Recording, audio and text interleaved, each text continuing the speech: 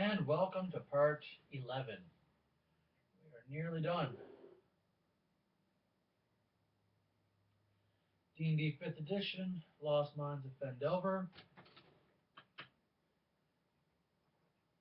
Everything got left off on the last session. As a recap, they had just finished defeating all the enemies in the Cragmaw Castle, which is more or less a keep, based on size and dimensions, not a castle. And it was getting close to the late at night. It's around supper-ish time. And they just finished killing everything in the place, including on their way out with Gundren the dwarf that they had managed to find. They came across a band of hobgoblins and wargs that were coming back, which they managed to dispatch fairly easily with the use of a little bit of magic and some good tactics.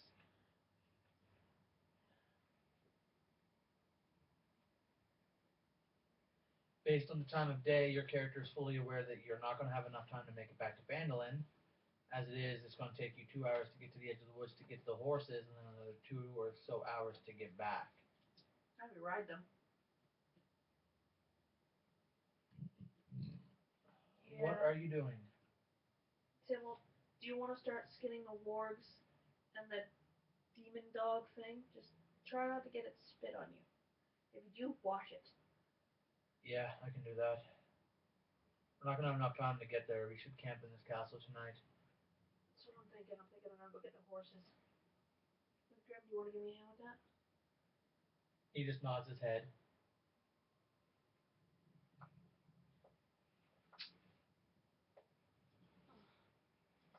You know these woods better than I do.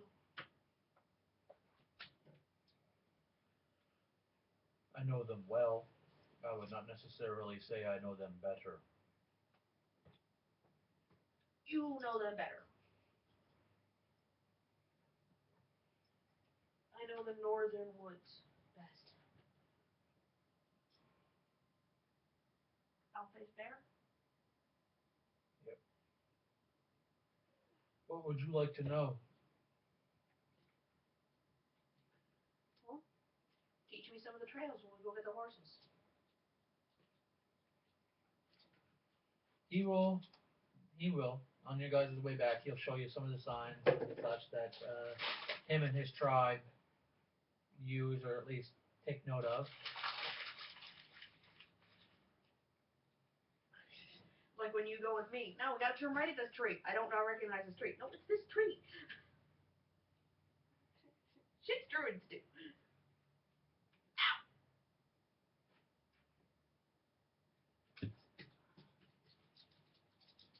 You failed at dodging. It hit my pinky.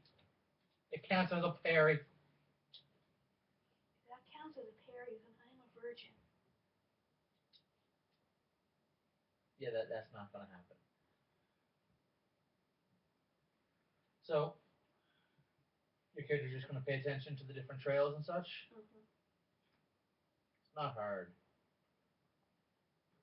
And again, the weather's kind of shitty. It's a thunderstorm raging and all, and the winds. If it wasn't for the fact that you were actually within a fairly dense area of trees, the winds would be a lot worse than they actually are. It's cold in here a little bit, sorry. But you can get back and find the horses without too much of an issue. In that meantime, when I know I'm getting close to them, I'm starting the ritual speak to animal. You can't do that and walk at the same time. I can't? No. Okay, then when I get there, I will do it. I will start preparing for it then. I'm assuming it requires movements and stuff. It would. On your way back, though, like on your way to them, the only thing that kind of, quote-unquote, happens is you spot something on the way there, moving through the woods. Slowly moving towards where the horses should be. Your passive perception is enough to spot it, considering it's not making any attempts to hide itself. What is? you see a giant-ass bear. A nice brown-coated, shaggy, furred bear lumbering towards where the horses are. How about Uthgrim? Uthgrim looks happy. You see him grab his javelin, takes it off his shoulder. I'm grabbing another one of his javelins. Looks over at you and says quietly, dinner. Getting the javelin up, and this thing sucks. He's pitching it because it doesn't quite notice you guys yet because of the wind screwing with the scent and everything else. It fails its perception check. I'm letting mine sail when, as Uthgrim finishes. Like, he's like this, I'm here so we don't hit each other's hands. He is throwing it. You have an advantage on your attack roll due to the fact that it doesn't know you're presently there, so it does have a bonus to cover, considering the tree lines and such. It will have a +2 to its armor class. And this is with my This strength. is your ranged, your dexterity modifier plus proficiency if you're proficient in javelins. Which I am. So proficiency plus dex mod. You have advantage. Oh. You have to roll 2. And I'll roll another one. This was a 19. And 13. It's a 19. So 14 with 15, 16, 17, 18. 23. 23? That'll hit almost guaranteed. Yeah, its armor class is only a 15 with the bonus. You and Uthgrim both hit, so you can grab the javelin damage, which is 1d6, and add your dexterity modifier. Oops.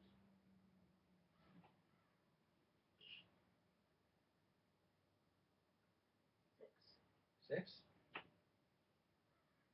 Uthgrim does 7. What do you roll on die? 5. I had saved dexterity modifier later. Yep. When the javelins sink into the flesh of this thing, you do notice that it quickly spins around, howls in a little bit of pain, but it doesn't quite sound like a bear. As it spins around, you do see that the body is that of a bear, but right on where the mantle would be, and it is kind of feather-like fur, as well as giant owl-like eyes, flat face, and a beak. You see an owlbear in front of you. I think this is the first time I've ever seen an owlbear. This is the first time you've ever seen an owlbear in person. They are a naturally forming monster. They're not created through any type of magic or anything like that. It's just they're rare. You've never seen one in person before.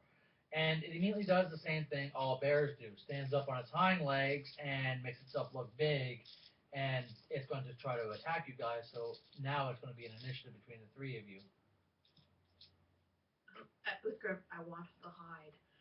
I want the hide. Splits?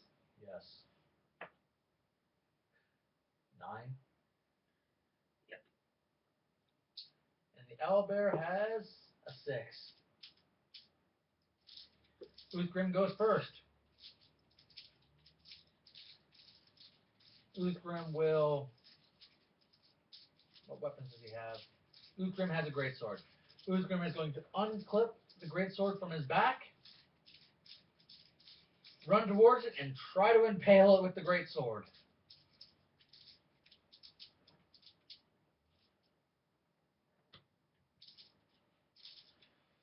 +5 to hit.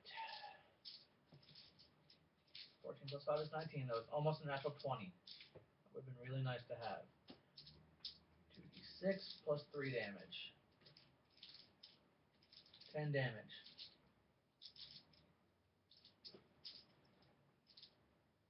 You're up. Quells. Where's my D4 gone? Mm-hmm. I had it. I took it out. There it is. Stupid caltrop. That's gonna be nailed with 6 quills.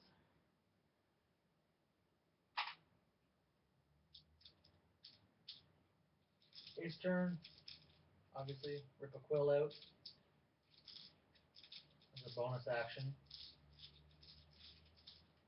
And because Uthgrim is directly in front of it, It's going to attack with a claw strike as well as a beak. Try to bite him. Both of these attacks have a +7. I didn't do a reckless attack, so it doesn't have advantage. Lucrum has a 15 armor class, so 7 and 5 is 12, 17. So the claws hit for 2d8 plus 5 damage. Slashing. 7 plus 5 is 12 damage to Uthgrim.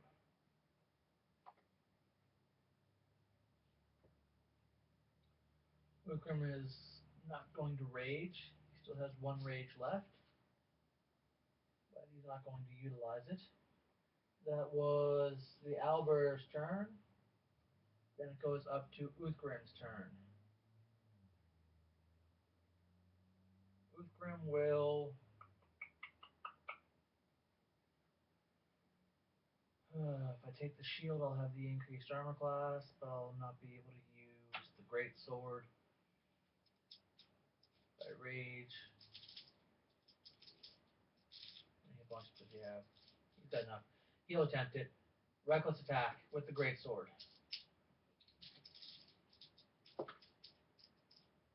Successful hit. 2d6 plus 3 damage. Honey, stop licking. I know you're not happy, but 13. stop licking.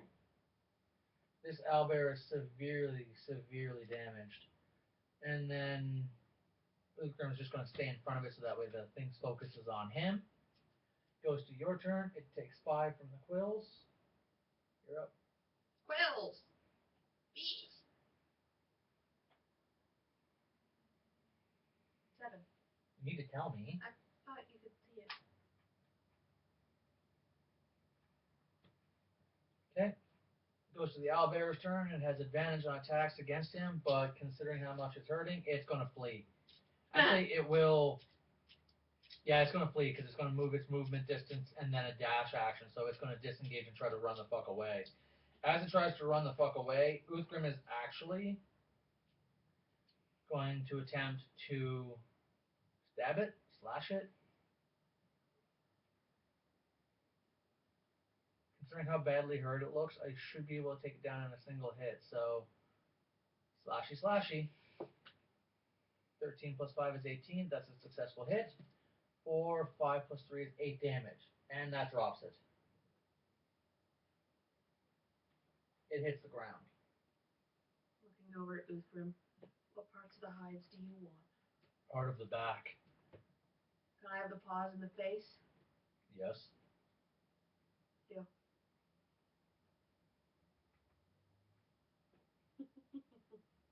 Takes the sword, spins it around, and just jabs it into its sternum. Neck? Yeah, right here, trying to kill it. This is not... Sternum is really down here. This is clavicle. Whatever. Just trying to finish it off and kill it. He doesn't want it to stabilize. Once it's dead, he'll just look over at you. Alright. We'll drag it back on the way back. We need to finish getting those horses. Why don't you start skinning? I'll grab the horses. Takes out his hand axe. Starts to skin the damn thing. Because the horses aren't far. You can get to the horses and bring them back without any issues. When I get to the horses, speak cat, speak animal. Yep. Okay, guys, we're back. Did all of you stay? Will some of you go? They would have all stayed. The weather outside, they would rather stay in the protection of the trees than go outside. We're overnighting at the castle that we're in. It's about an hour's ride that way. We're going to take you back with us so you have some place warm to sleep. Good. And you were being hunted by a bear, but we killed it. See the fat one look over at the smart one. I told you I smelled something. I told you it was just the wind. My mistake. They will follow you back. You're going to help Uthgrim finish skinning it? Yep. Once he's done skinning it, he's going to grab some rope from your backpack and strap the owlbear's legs to one of the horses. What are you thinking, render it apart? Or are you thinking just to... Meat. Yeah, but we don't need all the guts. Just gut it here and leave it here.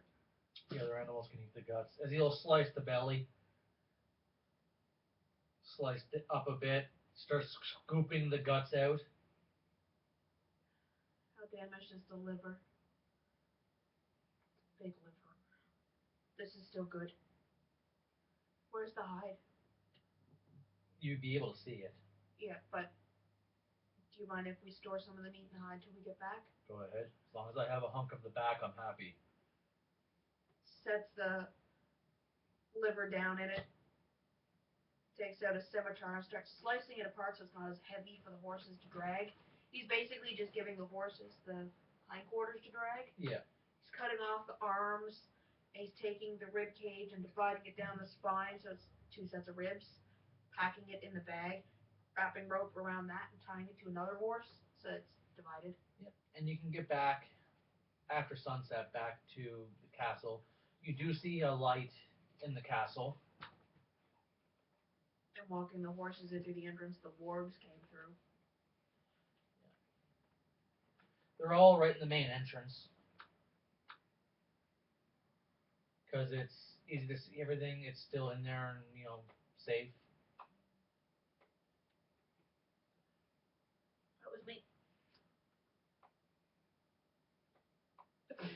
Who was it? Lisa, I got the flu shot. I don't feel good. My arm is sore. Told you so.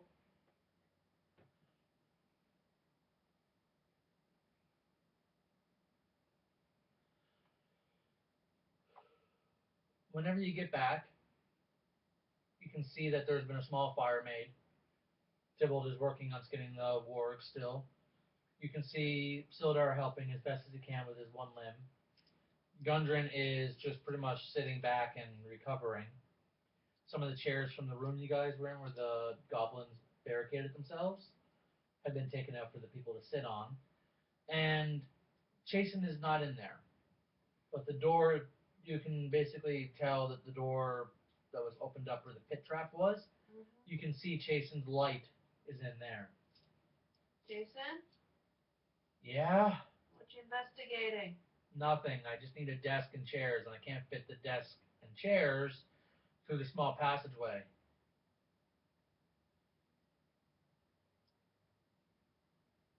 Ah. Popping spells. That's why the door is still open. Why don't you take the tables that we used to barricade from the front room? Because these tables, I'm not going to try to get them through this door and over a pit trap. That's the other side and up. They won't fit through this little hallway of rubble. No, the other way. This way? Yeah. That's a lot of work whenever I'm just right here as he reaches his hand out and waves at you. A lot of work for no real support. So I just dragged the table over here, and he's literally like right next to the door. Bench is here and table's right there. I'm just copying down spells. We're overnighting. I figured we were. You may want to come around from through though. We have dinner. Where do we want to stay? In the chapel? No, you put tons of bodies there. Table just looks. I was thinking we stay right here. That way nothing can sneak in through the main door on us. We should head in the room where Chasen is. Once we're done cooking. There's no point cooking in that room. The hell do you have dragging behind you? Owlbear. Fuck! You hear from Gundren. Ah. Looks like we'll all be eating real fucking well tonight. Glaring at the dwarf. Tybalt just looks over at him. Jason just, you can just tell that he looks up. I can see him through the door, I'm assuming. Yeah, he just looks up slightly from his books. Goes back down. Because we've skinned the other 2 wargs, do either of you guys want warg hoods like I have? Who are you asking? Jason and Tybalt. Tybalt's like, yeah, hell yes, I do. Jason? I'm good. But whatever, Uthgrim. Do you want anything attached? I know you don't really wear a cloak as much as just a single hide. I'm fine.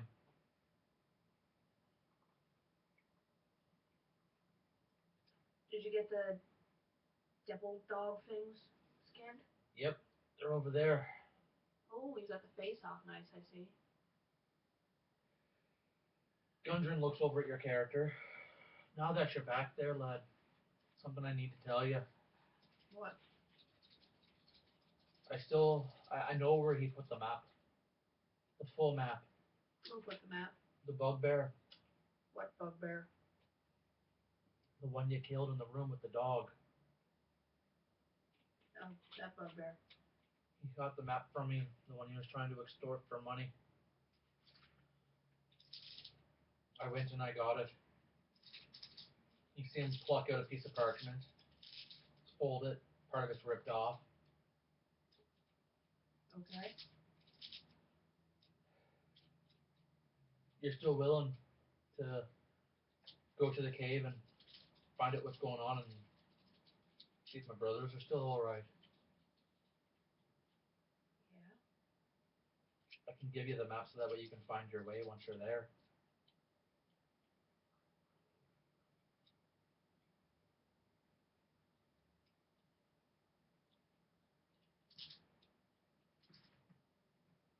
And I can offer you 10% of whatever Barthen sells or gives me for those supplies I sent him. That's additional payment. Considering how much trouble everything has been for you. Just nodding in agreement.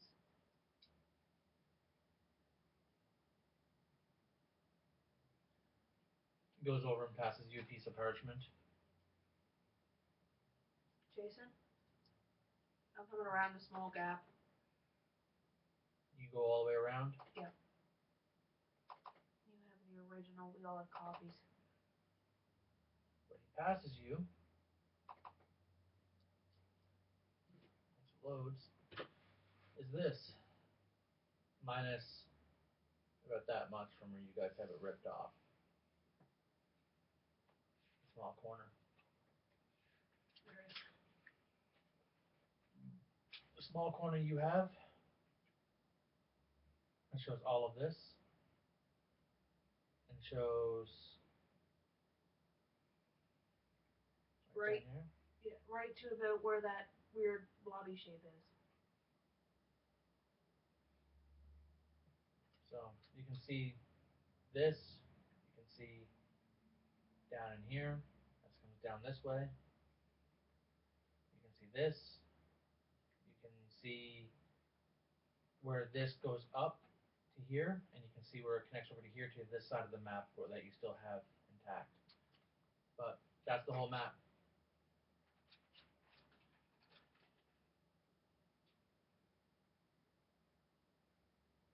I'm gonna pulverize some corn kernels or something starchy that I assume we'd have as stuff in our components kits. Grinding a few of those up. Going over, taking some fat rendering off the bear. Mixing a little bit of spit. I'm making a glue, effectively. Jason copies the map into his book. Here, give me the original. Passes it to you. Gently dab glue on the side and fuse the two pieces of parchment. Because you know how you can make that wallpaper paste glue by putting flour and cornstarch with water, a little bit of oil? Yep. What do you want to do with this? I'm not impressed with the frickin' dwarf, as Jason whispers to you. Me either. Hey, we were good to be eating good tonight. Yeah, you fucking killed the thing, didn't you? How was it? Owlbears, from what I know, are temperamental and just as strong as a regular bear.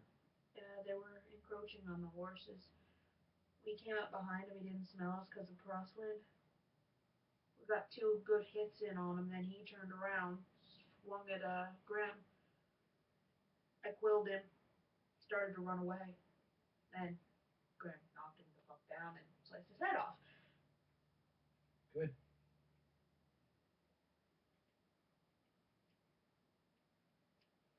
Yeah, what do you want to do, though? As Jason whispers towards you, I need to stop this black spider. That I know for sure. Mm-hmm. But I don't want to do it for the damn dwarf. No, I'm not doing it for the dwarf. I'm doing it so you He's don't risked have Sildar's lives. I'm, Our You're lives. the only reason I'm doing this, right? represents. I give zero fucks about Kid. I care about his brothers because they seem like they were hauled into this because of his selfishness. Greed, I think, is the proper word you're looking for. Yeah. A cave this important that he was worried was going to be. If wizards were in there, why doesn't he think a wizard is in there? He hired people to go transport goods to here because he was trying to get some stuff set up for, I'm guessing, excavation of this cave. Which explains the pots, the salt, the tools. Yeah, I've been going through some of the books. You see him grab some of the books that he's grabbed from what Glassstaff was working on. Look over here. Phandelver, right? There was a cave that was mentioned years and years and years ago that was a place that dwarves and elves worked together to create a device that helps make magic items. That device has been lost to time, and the same as the cave. Glassstaff was researching it whenever, apparently, from what his journal says, this was brought to his attention through Black Spider. Glassstaff, being a wizard, obviously is interested in things, and whoever this Black Spider is comes to him and says, keep an eye open for these people. He's going to want to know why. So he was researching what's important in this region, and the only thing he's come up on is this ancient cave that's been lost. Couple that with cave lost, and a dwarf comes into the area somehow. Then Black Spider, a drow, comes to the surface, enlists the help of a wizard who has a gang of thugs. This cave is going to be worth a fortune. That's why I say greed. He's risked all of our lives, including Sildar's life. Wait a minute, I just thought of something. For greed. I just thought of something. We killed a doppelganger. Mm-hmm.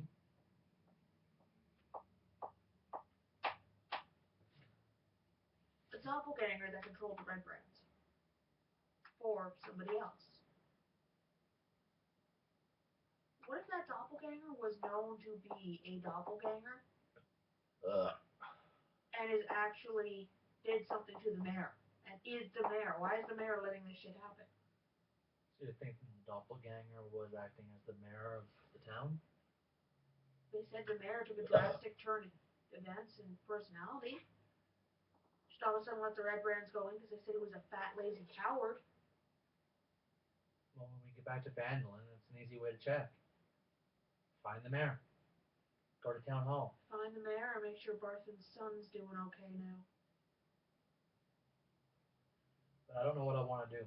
We need to clean up that loose end because Black Spider wants us dead. Yeah. Captured from a drow is dead. The only reason or why tortured. Yeah, I was going to say, the only reason why he wants us captured is so he can torture us to see if we know anything he doesn't. Then he'll kill us. I've never heard good things about drows. Nor have I. I've heard things about falling into pits and ending up in a realm of drows. I'm not impressed with this dwarf risking people that were inexperienced over something this ancient, old, and important that he kept to himself and hired people that don't know what they're doing as to not draw attention to him. If it was important and he didn't care about drawing attention to himself and he was going to claim salvage rights, he would have hired important people, talented people. But no, he hired people like you and me, fresh, to not draw attention. Why do you not want to draw attention to something that you found that was old and ancient and lost? Yours? It's not yours for one. That cave and everything to it is the rights of Phandelver and the Tressendar family. Meanwhile, I'm stitching, by the way. 2, it's greed, selfishness. He gets the rights, he can secure it secretly on his own with his brothers. Then those 3 dwarves get 100% of the profits all to themselves. And they can extort Phandelver and Neverwinter and your people for the goods that are inside that cave, whatever those goods may be. 2,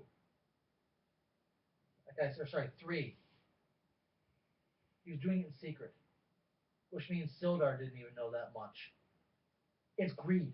It's dwarvish fucking greed. Raping the earth again for more shit. I don't give a fuck about that. I know you do, but I don't. He risked a lot of people's lives for greed. If you saw what it was. If you saw what they did. Some dwarves that live in mountains where they go through the mountain and they build their homes, I don't give a shit. But when they start going into the plains, tearing down trees to open up a cave entrance because they think there might be something there, or, disrupt a town. My concern is he risked a whole bunch of lives for greed. If he had come out with it back in Neverwinter to the Lord's Alliance that Sildar is part of, that he would have access to, and told them what he found, he would have got a cut, a sizable cut. And it would have been protected properly.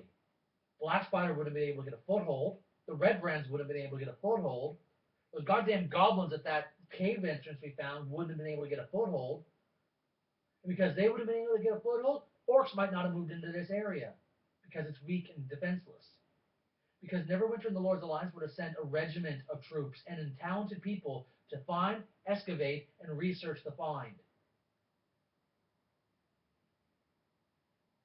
This whole problem, everything we've been dealing with ourselves, could have been avoided if that goddamn beardless dwarf would have done his goddamn duty as a person and told the truth instead of trying to hide it for his own greed.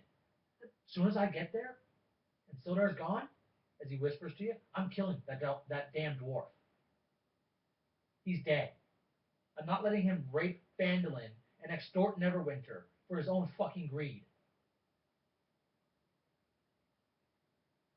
When Sildar is gone and Gundren's with us, because I'm taking him with us at least to the edge of Phandelver, he's dying.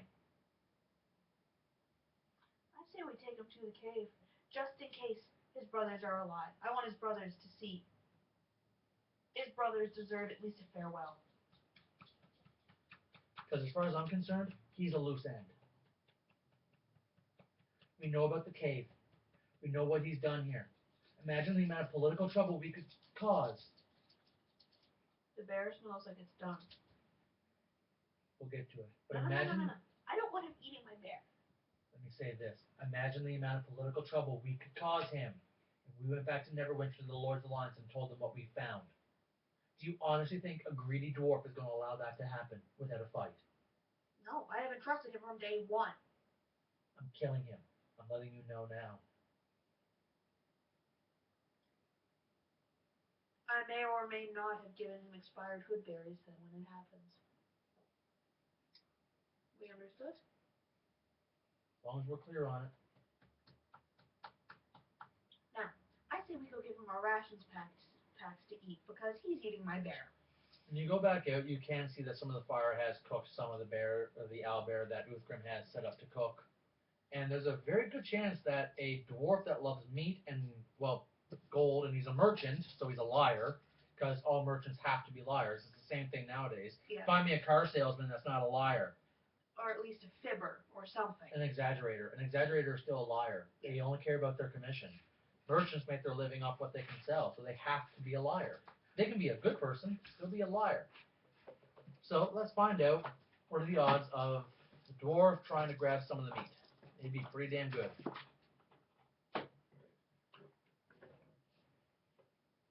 Yeah. And I need to check alignments here for a second. I'm on the more neutral end of chaotic good. You come out to him trying to reach for some of the owlbear meat, and with a 19 on die, you actually see Uthgrim grab the dwarf's hand and stick it directly into the fire and hold it there, as the dwarf is squirming and screaming in pain. You hear from Uthgrim, "You do not kill or hunt. You do not eat meat. Berries are for women," as he lets the hand go. "We hunted it. We killed it. We eat the meat. You have done nothing except sit on your ass. Sildar has earned meat. I have earned meat.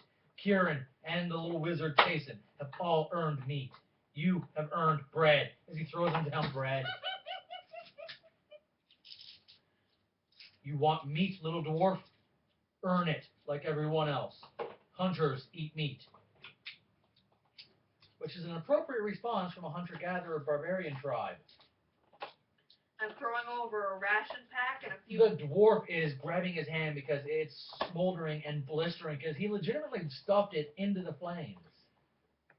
As he's just sitting there screaming and howling, and Sildar is just looking at Uthgrim going, that was not called for. I'm going over and I'm handing the dwarf berries, which further implements what Uthgrim said, but they're good berries.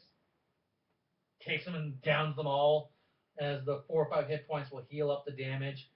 Sildar standing up and looking at Uthgrim going, that was uncalled for. You did not need to do that. There are better ways to say someone is not going to get meat, and he is a friend of mine. Uthgrim looks up. You fight well for an armored man. But he has not done anything. We have all earned meat this night, including you. Sildar looks. This will be addressed later.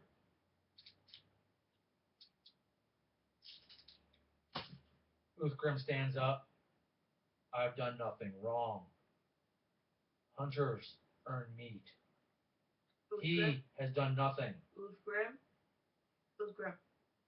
He doesn't seem to be hearing you. If you threaten me, armored man, one more time, you will lose your other arm. Sildar, do you think it is wise to piss off the barbarian that has only raged once today? He stuck Gundren's hand in the And he flames. knows there's healers. Gundren's hand is fine. In his mind, that was teaching him a lesson. Where he's from, that's perfectly fine. You see his arm? He has scars up it. That's something of notoriety in his area. You can't do that. It is not allowed in this realm. It's allowed in every realm. You're just not in the city where it is. The point is, you have different views than every other one of us.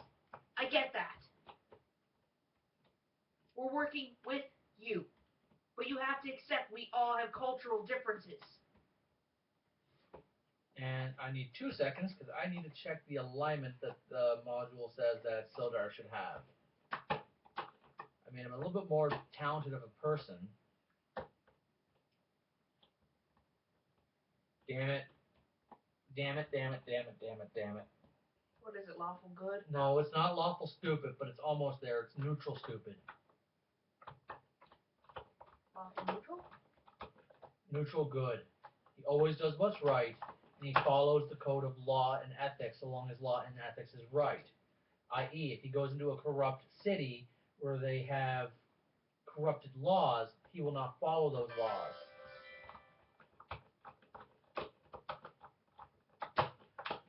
Sildar looks at him. It's not done. I will bring this up to the Lord's Alliance when I get back to Neverwinter. It's none of their business. We're not He in attacked a Neverwinter. merchant for no reason. We're not in Neverwinter. But We're in the middle of fuck nowhere in my woods. Yes. So you bring it up to my druids if you're going to bring it up to anybody. My druids will tell you as much as I will. He fucking deserved it. They are not the rulers of this realm. Yes, they are. These woods are our woods. He's just sitting there going like this, going, there is crime and punishment. Uthgrim probably is not going to come of it, but we need to take him back and at least mention it. No, we don't. Neverwinter Woods is watched over by the Lord's Alliance of Neverwinter. No, it isn't. Fine, fine. If it's watched over by the Lord's Alliance, you must know it fairly well. Go find your way home. The Druids exist and it is a cohesive work with it. The Druids' law is not the law of this land. We work with them to not have problems. Tybalt is seeing the scales raise on the back of his neck. Tybalt, take the one-armed man aside, for I do. You hear from Uthgrim, we have all fought well today. It is not hard to comprehend. The one that did not fight does not eat meat. I don't understand why this is difficult. Because in his world of laws and ethics, everything has to go over somebody and a somebody and a somebody and a that top person deal out the damage even though he wasn't even in it. It's like you being told by your brother, who was told by your sister, who was told by your mother, who was told by your father, who was told by your cousin, that your cousin spit on somebody and you had to dole out the punishment. This is why I don't live in cities and towns. They are all stupid. And that's not stupid, it's called civilization.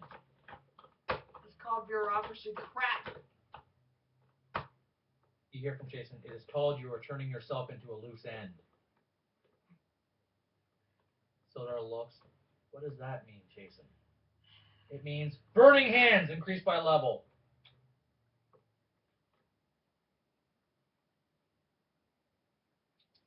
And he fails his saving throw.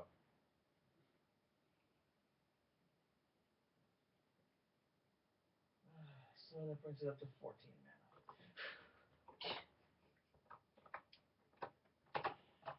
mana.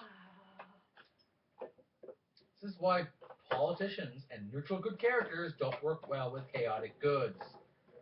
That don't see that people of authority over others deserve special treatment.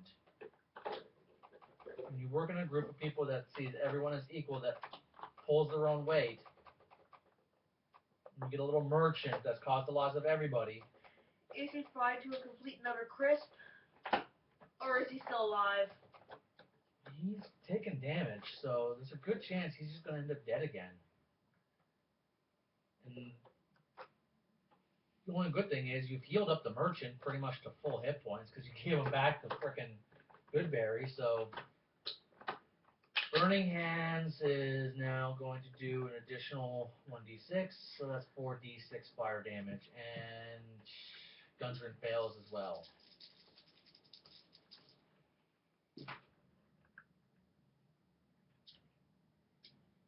8 plus Oh, he has 6. both of them? Yeah. 8 plus 6 is 14, plus 3 is 15. 15 damage is enough to drop Gundren. So he goes from 7. Gundren is burned to a crisp. I'm reaching into the flaming heap of Gundren bits, and I'm pulling out his cutlery. And this is mine. Sildar hits the ground, burning and dying. I think he can still talk. No, he's unconscious and dying. Because he was already down on hit points as it was. He wasn't full. I'm looking at him. Ready? A firebolt. Spare the living. He stabilizes. Goodberry in mouth. Oh, the hell? Okay. Listen to the druid that has no right over you. You're either looking at changing your mind or a very pissed off wizard. I'm hoping you have some common sense in you. You attacked me. I thought we were on the same side. We are. At least we were. We still are. As long as he picks the right side, is all you hear from Jason. We were until you went into the dark side of laws and shit that doesn't work when you're at the middle of butt-fuck nowhere because you've led a sugar-coated life. We fight for our food. We fight for our living. We fight for everything. And you're handed everything on him. Throws down the spoon. Brass spoon.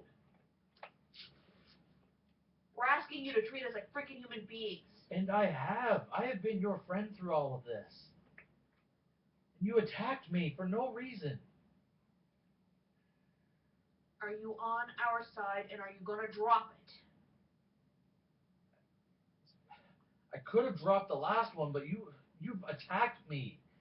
I'm going over. We can just part our ways. Let me get it this way. Okay, so you understand. Wizards don't part ways. Wizards kill whatever leaves them. Not the wizards I've met. They've been house wizards, have they not? They work for the Lord's Alliance. House wizards. I am not going to sit here and have the entire city of Neverwinter be a place I can never go again. I'm It's trying named to after do. I was trained. I'm trying to do spare the dying on Gundren just to see, Oh, he's completely fried to a crisp. He died outright. but because it was only by like 2 points or Yeah. whatever, he's trying it, going, well, he could just be seriously burnt because sometimes third-degree burns can just look serious. Yep. Try it. No, he's Sildar backs up towards the wall. I don't know what you want me to say. You've attacked me. forget it happened.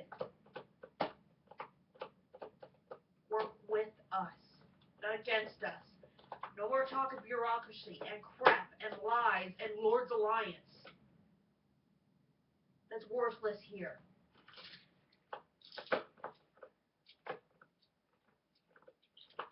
I can't get over the fact that you attacked me for no justification. There was no reason for that There'd attack. be justification if you listen to what we're saying to you. I have listened, but you can't just go around attacking whomever you want. That is the way the world works. That is illegal. That is why gangs and bandits have bounties on their heads and are taken in and tried and usually end up at the end of a hangman's noose. So you're saying you're going to put us at a hangman's noose?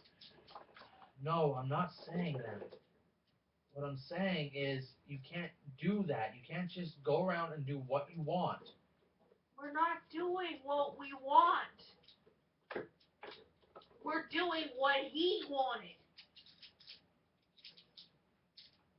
We're still going to that fucking cave to check on his brothers. We're still going and making sure that everything that he has set up for his own fucking greed, putting us all in danger, is taken care of. It wasn't greed. He found something that could benefit the town and he was trying to secure it.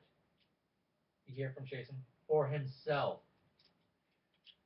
Do you have any idea the amount of trouble we've gone through and how much easier it would have been if he had come and told you, his apparent friend, the truth from the beginning? 1 regiment of knights. 2 local wizards from Neverwinter that work with the militia. Imagine how much easier they would have had of cleaning this place out, securing things, keeping his apparent brothers safe or from dying or whatever the gods have had happen to them. If he had told you the truth, you would not have lost your arm. Instead of hiring 2 vagrant criminals, an outcast, and the mandatory druid, and a wizard that needs money. He literally picked up the scraps of the barrels in hopes that it would not draw attention. That we would be killed in his stead. That's not what happened. He just wanted protection of the supplies to get here. And what I'm telling you, you hear from Jason, is this. If he had told you the truth and told your Lord's Alliance the truth, you would not have been traveling alone with him to get jumped by those goblins. You would not have been knocked unconscious, tortured, and had your arm taken by those goblins. Gundren betrayed you. And until you see it, you are on my list. How many times is it you have said to us, you are the only ones I seem to be able to trust. Everybody so far I have put any trust in has been corrupt. How many times have we saved you? But he is corrupt. He just didn't tell me. I can't fault him for that. Yes, you can. He put your life in danger. He didn't know what was going to happen. Yes, he did. Dwarves are exceptionally long-lived, which means they plan everything ahead. And greedy. Find me a dwarf that is not greedy, and I will show you an elf with a beard. Found an elf with a beard. I remember how Crichton had a beard. Yeah, and look how he turned out.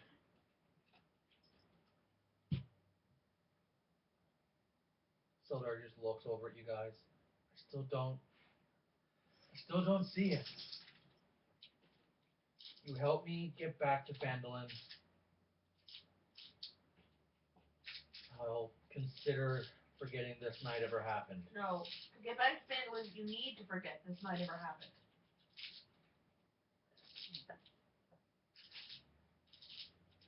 You saved you to death so many times. I know, and for that I will forget this night happened. for the next few nights, think about everything that we have been right about. Think about everything you have been betrayed on. And really assess what is going on. Stop thinking with what you think you know and think with what you do know. What are facts you do know? You do know that your wizard friend was corrupt and working for the wrong people. You do know there's probably corrupt people in the Lord's Alliance. As we've read in his journals, there are spies there.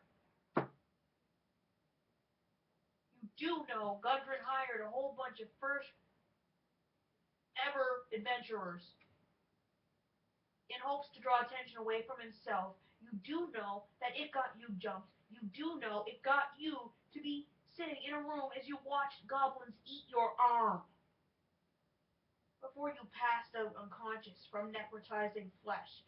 You do know we're the ones that took down the dragon with fair amount of ease and built you a prosthetic. You do know we're the ones that saved you from the cave. You do know we're the one that has paid for your stay at that inn for the past week. And your food. And has fed you. Where would you be without us? Where would you be without Gundren? With an arm.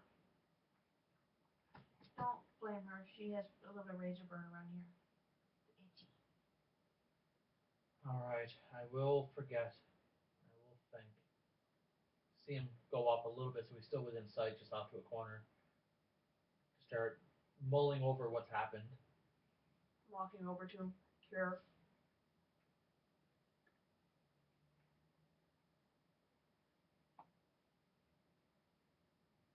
$11. Okay. That's all I can do for tonight. It's plenty fine. When you get back over, Chasen is having some meat, same as Uthgrim and Tybalt. When you get back over, Tybalt looks over at you and goes, "That escalated." Dwarf body. Chucks it into the pit with the rest of them. I think you overreacted, Chasen. That's all you hear from Tybalt. No. No, I haven't. You hear from Chasen. When Jason goes to continue with his books, go with him. He'll explain. Jason grabs a little bit of food, some drink, and then goes back over to continue with his books. Tybalt will follow him. Uthgrim just sits down and continues to eat happily.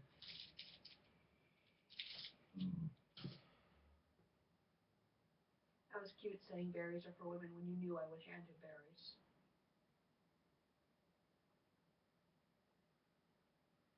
It was a Planned insult? hopeful insult. I guess it worked. He just takes another hunk of meat. Stop licking, Shona. Shona, stop licking.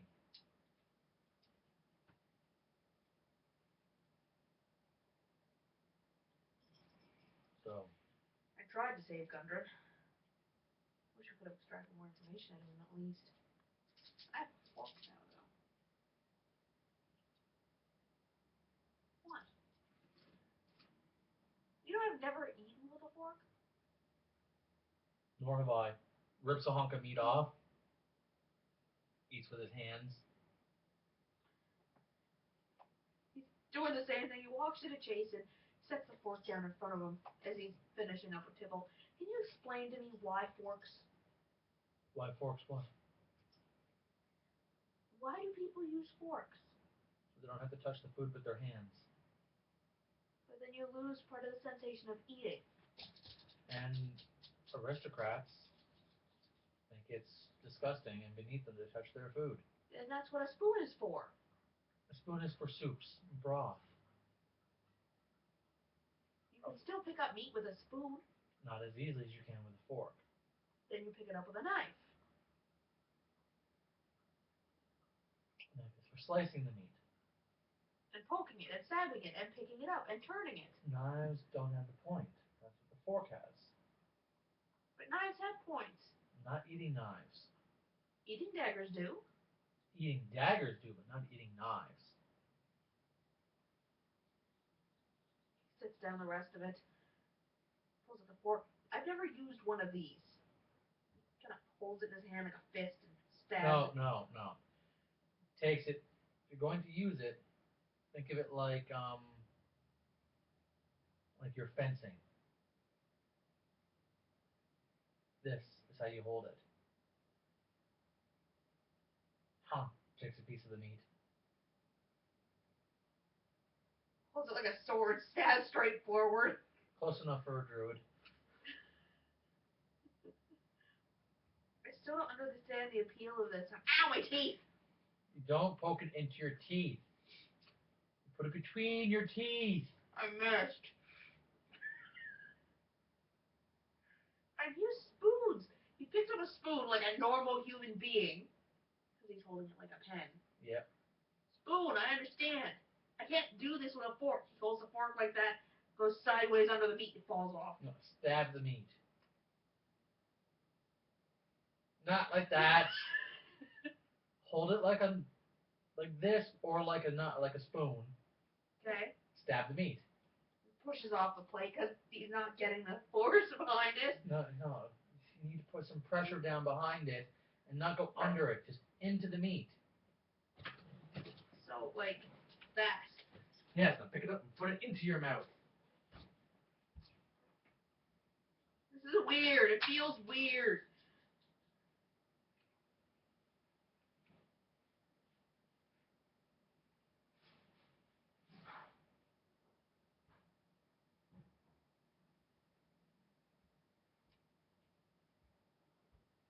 And it will. Nope. You know what I'm going to do with this? Takes the fork, drops it into his bag, goes into my shiny collection. Into your shiny collection? Yes. You hear from Tybalt, I still think you overreacted. They're chasing. That's fine. That's all you hear from Jason.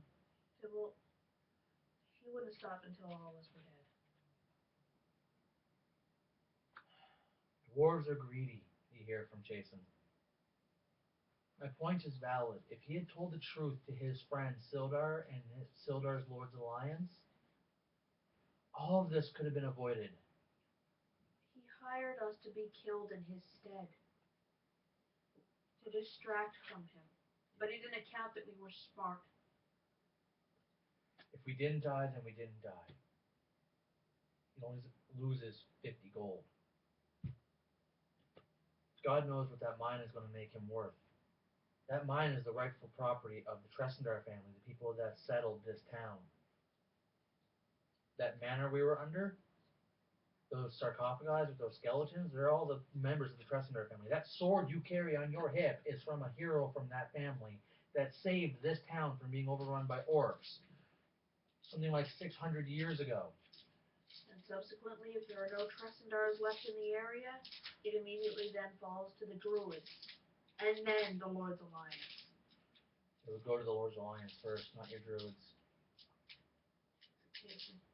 Yeah, but the Druids take care of the city, not the Lords. Yeah, but the druids aren't going to get control of Phandelver. It would go to the Lords. No, Druids never get control of anything, but it is rightfully theirs. Rightfully or not, Neverwinter has the force to take it by force if necessary. So, which is why the dwarf kept it secret. He wanted the wealth of that mine and that cave for himself and his brothers, which he left there. His own goddamn brothers who he's probably lived with for 100 years. Dwarves are greedy. All they care about is gold. Never trust a dwarf. If money gets involved in any way, never trust a dwarf. It's the same as an elf. Never trust an elf when it comes to any matters that are pressing because they don't have a view of it. They're too long-lived. They don't care about anything. Anything pressing, you can never trust an elf. The wood elves You've grown up with elves. Wood elves are a little different. You can trust half of the wood elves. But city folk elves, For any matters that need immediate attention, and by immediate I mean within a year or two, never trust an elf because they don't have the foresight for it because they look at things in decades, not in years.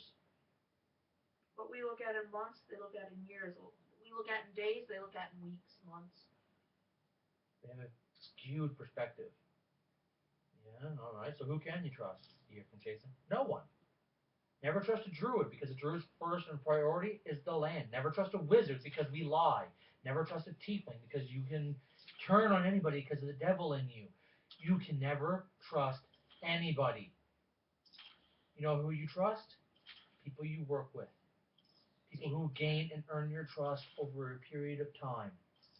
I trust you. I trust you. I'm starting to trust him, as he points out to Uthgrim.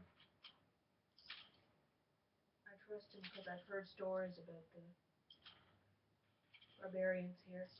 Very But as little a we know. whole, never trust a barbarian because they'll rage and kill anybody, ally or friend, ally or enemy. Everybody is to not be trusted.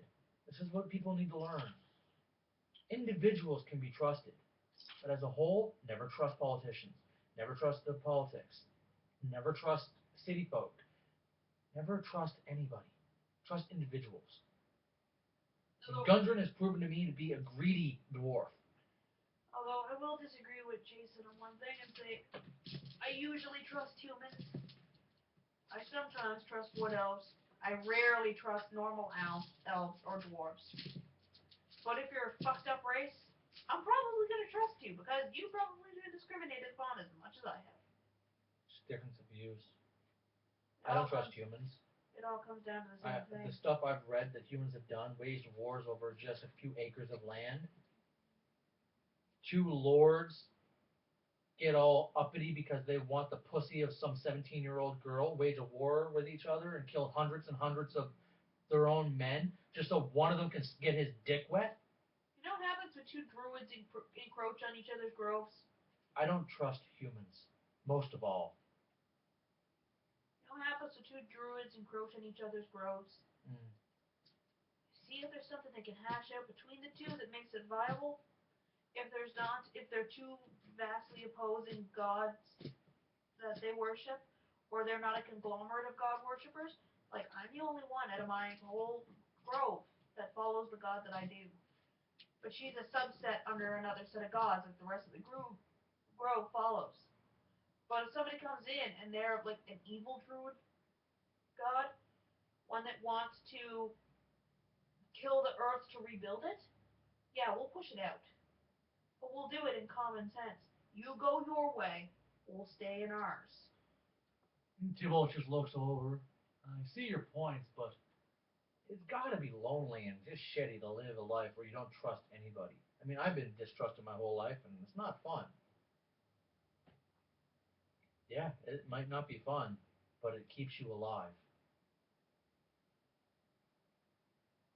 I would rather live a long life and be distrusting of people, gain a few close friends and people I can trust, than to live a short life because I get stabbed in the back because I trusted someone I shouldn't. Kyra's gonna poke him with the blunt, dull butter knife in the back.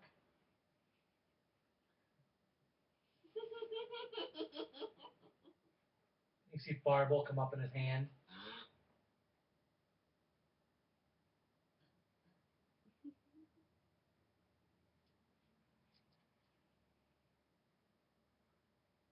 Stands up a little bit, puts his hand on your shoulder, casts light on your pauldron. So you have a 20-foot light right here. Covers it up with his cloak. Not cool. Seeing stars. You bright light, man. If I walk towards it. Yes. Just chasing his shoulder. Jason goes back to his books, copying down spells. Tybalt goes back out and continues to have some dinner. Tybalt, aren't you the one who said to me, I'm always skeptical of everybody. If Oh, my I tail am. isn't twitching, I'm worrying. Oh, I am. Just hearing it from another perspective, he's even worse than I am. He's even worse than me. Yeah, well, I'm just apparently a loose dragon, so. Can we trust Sildar? To a fault. That's the problem. What do you mean? He's predictable. So what's he gonna do? He's gonna be on our side till we get back to Phandelver. Then? He's gonna do one of two things. He's gonna immediately tell people that we killed 100. At which point we kill him. Or? Because then we'll be hunted. Or he'll be on our side and everything will be forgotten. At least until he goes back to Neverwinter. Yeah. Then what? If he goes back to Neverwinter, the Lords of Lands will eventually pull the information out of him. But by that point, there's a good chance we'll be too powerful for them. Power comes in a lot of ways. They can make our lives a living hell in multiple different facets. That's what Jason means by loose ends. If you leave one go, That what do you mean? I keep hearing him say it. I just never fully understood what he meant by loose ends. he's looking at a piece of fabric that he'd be wearing that would be weather worn from all the traveling they've done. He pulls a thread. He's pulling, and the hem falls off. Loose end. All right, so in that case, we can't let him go back to Neverwinter. Exactly. If he plans to stay in Phandelver, we have other people watch him, or we give him some merit to not be trusted. But how do we make sure that he doesn't go back to Phandalin or to Neverwinter at some point in the future? Have him disgraced by his lords. How? I'm not certain. But honestly, with him missing his arm and everything else, he probably won't make it that far. Why do you say that? He's not the healthiest. And he's so naive, he keeps getting himself in stupid situations.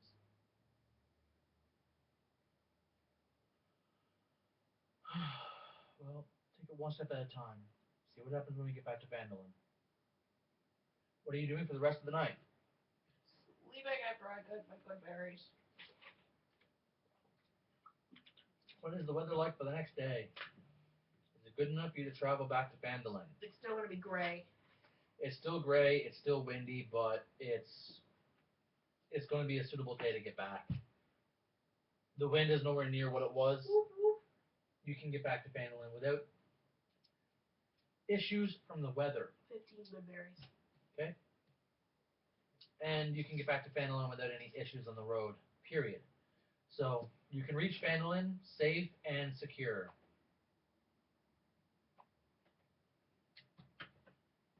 When you reach Phandalin, what are you doing? Going to Barthen. How'd your boy fare with the priestess? I don't know. He went down to talk to her. Came home, got some supplies, and said he needs to go run an errand for her. He hasn't been back since. He went east of the town. I went and talked to her. She said that That's where the orcs are. she told me that she asked him to go down to Coneyberry. Coneyberry? It's east of here. If you follow the trail, you know the trail that you turn to come down to here. If you go back out to it and you follow it east, it'll take you to a small settlement called Coneyberry. She said she asked him to go out there. I know to get out there with the horse he took and to get back, it's going to take him. If he went out there, stayed the night, and came back, it would take him about 6 days. There, stay a night, and come back. That's because he's following the road. Yeah, that's because he's following the trail. And it's only been a couple of days, so he's probably just getting there now. Today is the day he's probably doing whatever it was she needs him to do there. And I expect him back in a couple of days. Why? You guys look a little worse for wear. found Gundren. Did you? That's good news. What's up with the old dwarf? Where is he? I didn't say how we found him. No. What happened? You hear from Tybalt? The goblins and hobgoblins that are in the area. He got in hold the of him. line of fire, effectively. That's a real shame.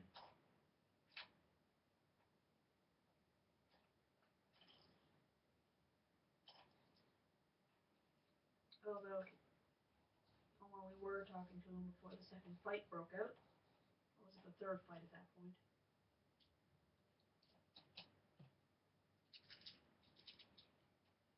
He figures his brothers are dead.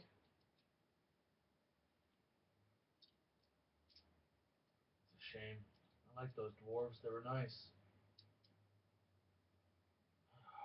So does that mean that you're taking off now then? That your job here is done? And you have done quite a bit for this town. No, we want to go see if his brothers are alive. I don't know where they would be. I haven't heard hide nor hair of them. My bet is they are where he thinks they are, which is where he stuck his nose where it don't belong. Where's that?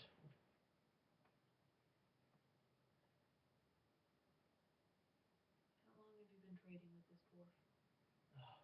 Since I got to this shop, so going on 20 years. How many times has he stiffed you with wares?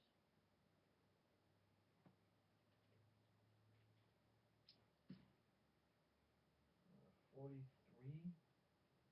Oh, only once or twice through some bad winters. That's expected with any merchants in bad winters. How many times has he sold you steaks? None. I wouldn't trade with him if he did.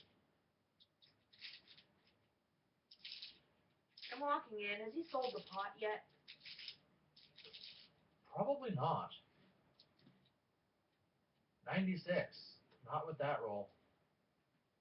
Going over it when I pry.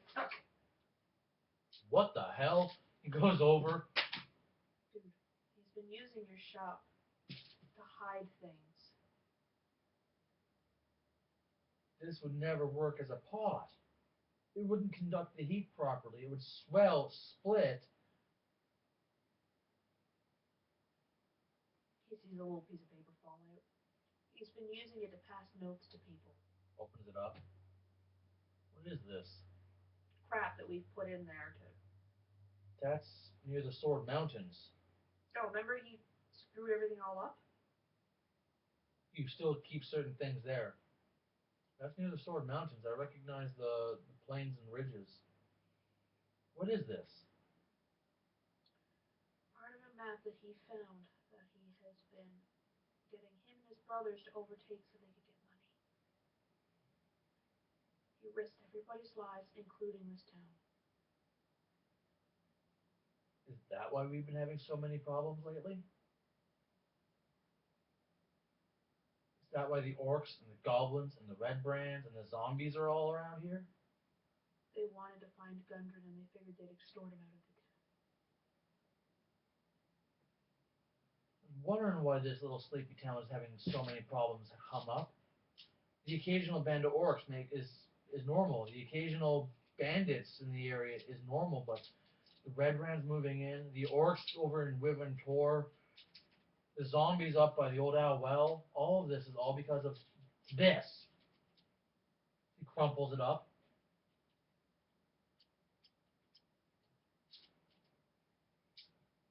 The reason he hired us to go is he figured that we'd die.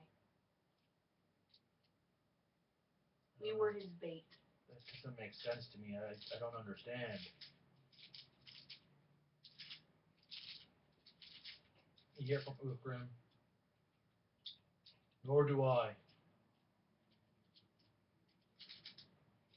I'm going to go get a drink. You hear from Uthgrim as he starts walking towards the inn. Take Sildar with ya. Sildar walks with him. Sildar, you can spot because you're outside talking with Barthen. You do see Sildar come down here. Instead of turning into the Stonehill Inn, continues walking down to the town hall. Tybalt, see what I meant. I'll deal with it. Thank you. Tybalt starts to run down. And now I'm going to make a roll. Morality of alignment versus morality of doing what is actually right, which is why neutral good is a shitty alignment. Most people are chaotic good. Most people are always wanting to do what's right, and they don't care if the law agrees with it or not. I eat Barthen's. I'm gonna whip you, boy, and bring your own switch. Even modern day, the law says you should not kill someone. And how many people are diehard, capital punishment is wrong, and then something happens to their loved one, and then who screams the loudest for the capital punishment? Most people, if you break them down and you put them in real environments, are chaotic good. They want to do what's right, and they don't care what the fuck they have to do to get to it. Everyone knows if you're a rapist and a murderer, you need to die. Or at least be tortured and have animal testing done on you. Yeah, and then people, bleeding hearts, go, no, you can't kill anyone. No, you can't do that. Capital punishment's bad. Then one of those bleeding heart fucking liberals has something happen to their loved one, and then they're right in the whole rest of the world going, kill the bastard, kill the bastard. It's normal human behavior. So what happens with people like me that have had shit like that happen, and I'm not like, kill the bastard? You're not a normal person. Thank you. You're welcome. The average person, if you put them in the right circumstance, will kill to keep their family safe. Going by D&D logic, neutral good would not kill to keep their family safe. They will try to restrain first. So by D&D logic, where do I fall? Chaotic good. Even though... Because you want to torture pedophiles and rapists and murderers to use them for chemical testing. That's effectively a form of torture in modern day world. Yes. That puts you as chaotic good. People get paid to do that shit. Yeah. They pay to go for medical testing to get themselves more money. Why should companies have to pay for that when there's perfectly good pedophiles? Yeah, I agree. Average people, normal people, if you put them in the right circumstance, end up being chaotic good. It's just their lives are so mundane that they never reach those environments, so they believe they're neutral good. My life's not mundane. But some people are actually neutral good, and some people are actually lawful good, and some people are actually chaotic evil. And those are usually that's the rarity. The default attitude is, I want to do what's right, but you hurt my family, I'm going to kill you. That's the average outlook. Someone breaks into your home at night, you're going to fucking kill them. That's a chaotic good alignment. Self-defense, man. Self-defense. Yeah, but you did what was wrong. Not by the law. You shouldn't have done it. So, let's find out if he does what is morally right. Kind of like how you got so uppity when that groomer fucked up with her today? Yeah. Or if he's going to do what his alignment says. He's thinking that you're telling me. Because if he does what his alignment says, he's going to do something stupid. And Tybalt's going to take him down. So, if he fails his morality check, he does something stupid. Damn it. He failed. Is that a 1? Or is that a 4? That is a 6. Oh, God, she didn't even clean your face. It's all crusty. I told you she didn't do anything. She washed it, but she didn't, like, scrub. No, she just probably dumped her face in some water. She probably was holding her ear. I told you, the fucking groomer did a shit job. Never going back, and I wouldn't mind tearing a strip off of her. Your ears are still dirty. I'll do some spot cleaning on you later. Oh, if any Islanders ever watch this, never, ever go to Blue Ribbon Pet Supplies for their grooming. Go there for their food. Go there for their customer service. Go there for their toys. They're amazing people. Yeah, never go to their groomer. We've gotten free treats from that guy. He's cut treats by 40-50% off because they're not selling. He goes, oh yeah, I'll give you those for $4, even though they're supposed to be 12. I'm like, dude, that's more than 50%. He goes, I don't give a shit. He was trying to get rid of them because they weren't selling. But yeah, go there for everything except grooming. The groomer they have right now is this skinny little bitch with a bad attitude, and she did a shit job on our dog. They asked for basics. I had a schnoodle cross who was covered in mats, bad tear stains, and is missing her front teeth and has a mat on her upper lip I couldn't get. I asked to have her face cleaned, her tear stains scrubbed off, any matted, crusty fur to be removed. If they could save it, a tiny little mustache and a tiny fan on her tail if the fur was savable. If not, shave it short like the rest of her is. She has a medium length cut, so it's not short. I know she's a white skinned dog. I know she's white fur, thin hair. You can see her skin through her fur almost constantly.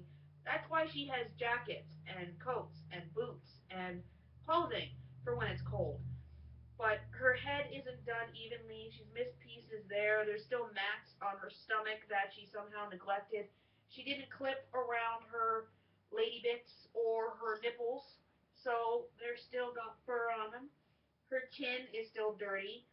Her eye stains are still there. It looks like they were washed and clipped a little bit, but not cleaned properly. She still has the mat on her lip, and her tail is done in a lion cut, not in a fan cut. And she trimmed the nails on her, it seems like, but some of them are left a little long. Like she forgot this dew claw entirely right here. Yeah, so not impressed. So, what would Sildar do when he gets to Townmaster Hall? Oh, shake your bums. Shake your bum bum, shake your bum bum. Oh, and the dog had to take a shit for the entire time she was there, to the point where when we stopped the car to get out, without asking permission, she jumped out of my arms, ran out of the car towards the road. I'm freaking losing my shit because we live off of a road off a highway. She immediately stops, squats, and takes a shit. That's how bad she had to go.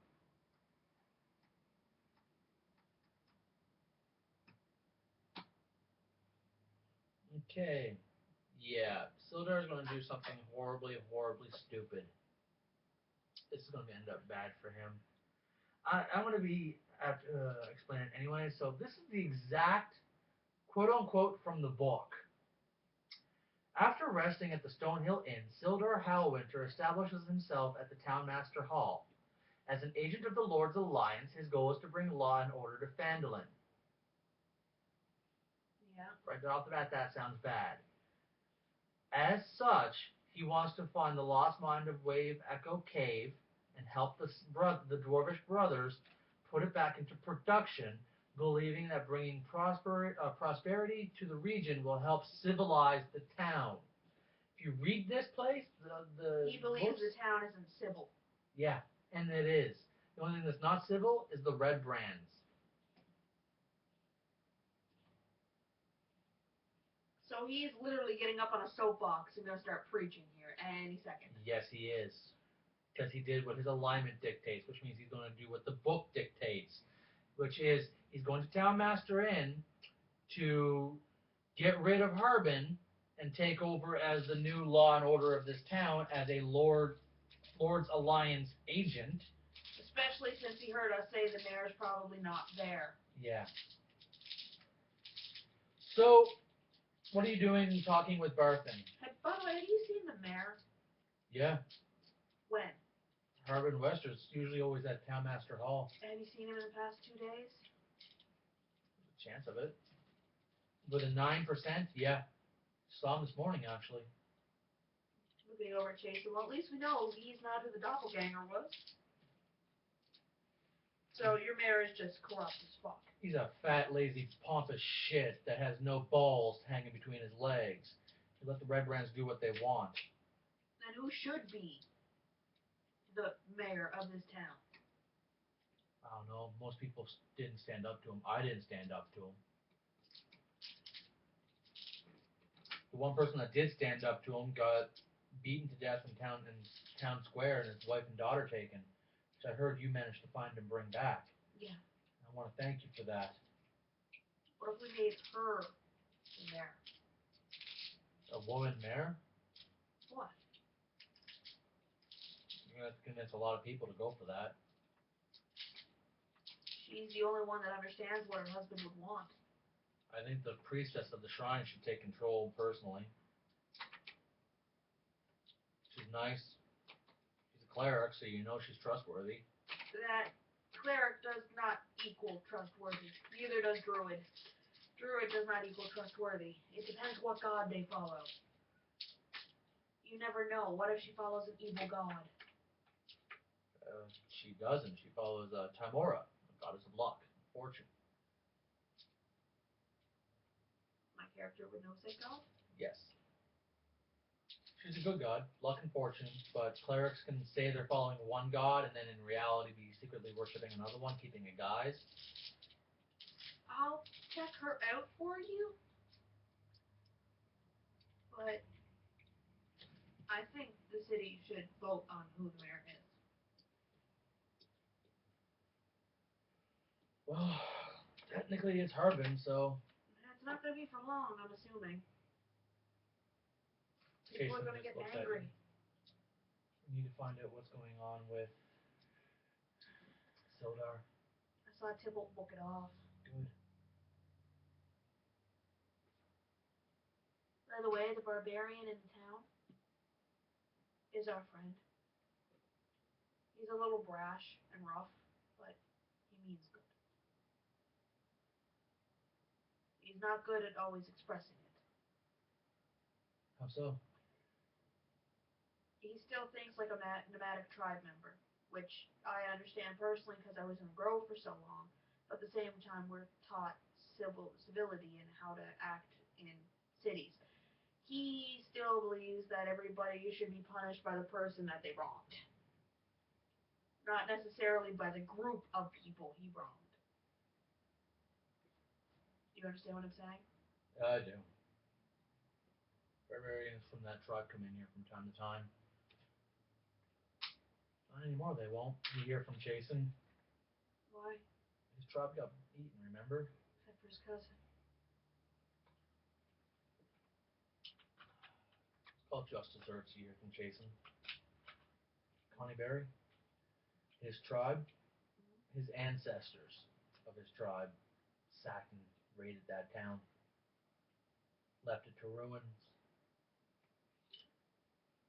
I say that's karma. Wonder why he didn't get killed. Probably he was the only good one.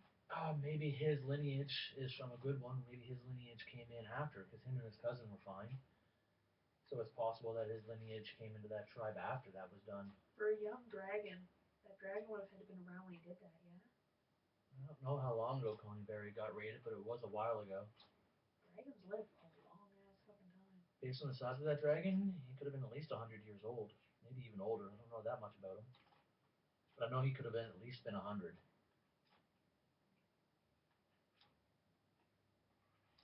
Which would make sense that if you upset the dragon, dragons are smart.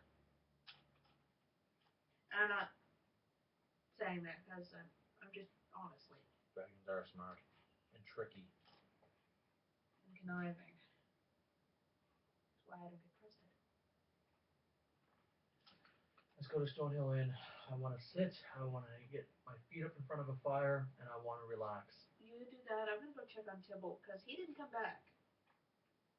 And then I'm going to go talk to the priestess and check to see what she got your boy to do. And if we should go make sure he's okay. Oh, even if we do, we have to wait till tomorrow to do anything. You would have to wait till tomorrow to do anything. Well, it's late at night. We wouldn't be able to take off till morning. We could, it would be dangerous, but we could. If we absolutely had to, yeah, we could, but we shouldn't. Anyways, Barthens, check the rest of your stock. Make sure he didn't give you anything else that was wrong. Seems he was using your shop as a facade. That annoys me a bit, but I will check the supplies. And Chasen heads down to the Stonehill Inn to put his feet up. I'm going to see Tybalt. When you get down to the Town Master Inn, you can You mean the Town Master Hall? Town Master Hall, my bad. Oh, You- there's so many inns in this town! Yeah, there's two. You can see Tybalt is outside, looks over at you, What? calls you over, Run over? What? quietly says to you, "We have a problem. What's that? Our boy Sildar, Mm. he's in there right now talking with the mayor of this place, a guy named Wester, Harbin Wester." Yeah, the crooked mare. Yeah, I overheard part of their conversation. What's that? His opening line was effectively, "I'm taking over this town as an agent of the Lord's Alliance." I'm gonna go get Jason. That's all I needed to hear. I heard him say that he's taking temporary control of Phandelver under certain jurisdiction bullshit. I don't remember what he said exactly, but it was some, they always have those rules and regulations. He quoted it, said that being an agent of the Lord's Alliance, he's taking control of Phandelver until further notice, especially considering how Harbin Wester apparently showed his inability to maintain authority in a time of great need. Did you say anything else? Not yet. I came out here after that because I didn't want to go and kill him. Keep listening. I'll go get Jason. I have an idea. This is bad for us. Not for long. I'm going over to Barthen's, knocking on the door. You can walk in, the place is still open. Barthen? He's just going through inventory. Get your kids. There's about to be an uprising at the town hall. What's going on? Sildar, the one that was working with Gundren, said Yeah. that he's coming in here to take charge of the civilians here for... He is a member of the Lord's Alliance, and he has more authority than any of you and the mayor.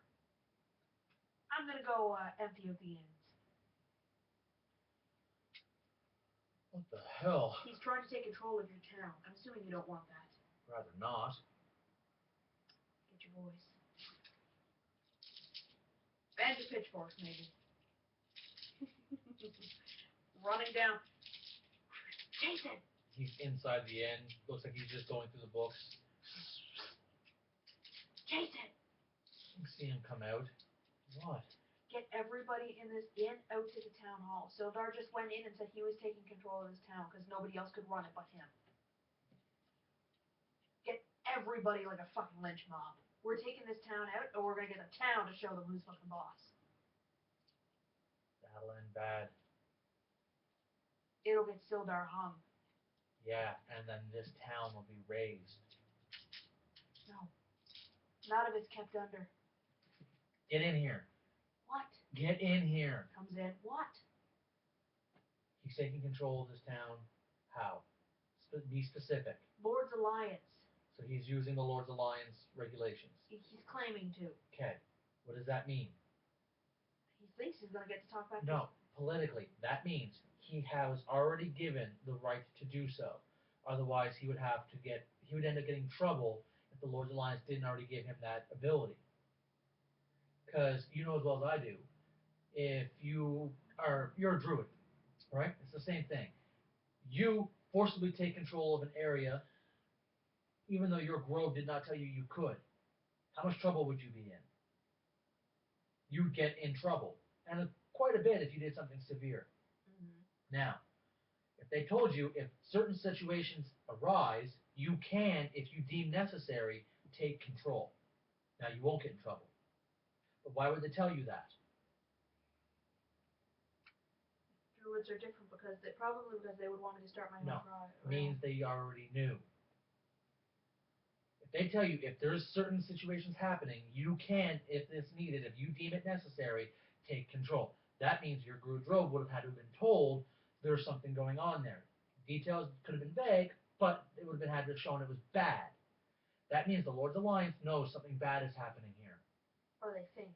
Or they had a suspicion it was, and they gave him, Sildar, the right under an emergency circumstance to take control of this town. Yes. If we hang him, Neverwinter and their bureaucracy will come down on Phandelver like a plague, because he will not report back in at an appropriate time with appropriate words. Yeah. Politically speaking, more damage will be done to this town if we stop him. We can't stop him at the moment. Yes, we can. No, we can't. No, we can. You're underestimating this city. No, I'm not. We can stop him. We can lynch him. We can hang him. The city can stop him from taking control. Then the Lord's Alliance is going to come down for civil unrest and fighting against the Lords. Only if People don't have control! You are a druid. You do not understand how the world works. These people, as he's raising his voice, don't have control over their lives. The Lords think they run everything, and they will come down on this place like a plague if the people do not bow down to them like the sheep they want them to be. If the people rise up, the Lords who control it will raise this place. They will call this town a civil unrest brewing pot of deception and intrigue. And they will send people in here to obliterate everybody that fights against it. They will get their way. He will be lynched. And then inside 4 months, everyone here will be dead. Only if the Lords find out. How are they not going to find out? Because not everybody in this town is so stupid as to let the Lords know when they come looking for him. If his body is gone and nobody knows where it is, he just got killed with gunbrand. Wizards can find out. If he doesn't report back in, there's already spies. What if one of them's already reported back? If he doesn't report back in, divination magic is a powerful thing.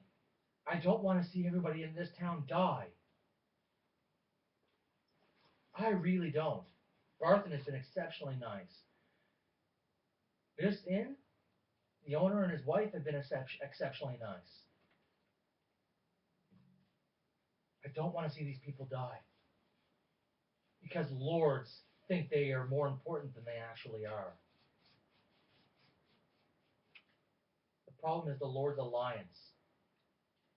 They think they have the right to do whatever they want whenever they want.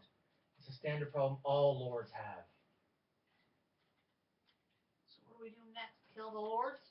Individual person. You cannot have the town do it. It has to be an individual that dispatches him. Because then if something does come down, it comes down on that one individual person, not this whole town. Then who does it? I'll be the bad guy. If the town fights back, the town will pay. Barthen's down there with his boys. He's helping Tybalt. One of us should do it. Publicly, privately, whatever. But that way, if some repercussions does come of it, this whole town isn't going to suffer from it. If the town lynches back, that's civil uprising. The town will burn. Aren't you from Neverwinter? Yes, I was trained in Neverwinter. Neverwinter won't tarnish its own name. If I do it, they'll target the druids. Yeah, they'll burn your forest. They'll smoke it to get you out. You can't do it. You'll make could do it. Tybalt, Uthgrim, or myself. Because if you did it, and I know you could, but if you did it, you would just make your entire grove a target. And then your master and your high-level druids will end up fighting for their lives, and they'll probably end up dead. You can't do it. Why? I don't want to see this town burn. And you can never trust politicians, because they will burn the innocent people of this town to make a point to other towns not to rise up against the Lord's Alliance. Why can't more people be fucking druids? Because people inherently like to control others. And if this place stands up against the Lord's Alliance, that has to be quashed publicly, loudly, and as flamboyantly as possible to make Phandelver an example of what to not do. Then you do it, because they're not going to want to fight their own people. Go. Done. Uthgrim. Keep the horses saddled, just in case. Uthgrim. Uthgrim is just, yeah, he's getting a drink, so he'll just be sitting at the bar. He turns around. Saddle the horses. We might need your help. Downs the mug, puts it down, gets up, goes out, and jogs back up the road to Barthen's to start getting the horses ready again. I'm following him. Chasen takes off down the road.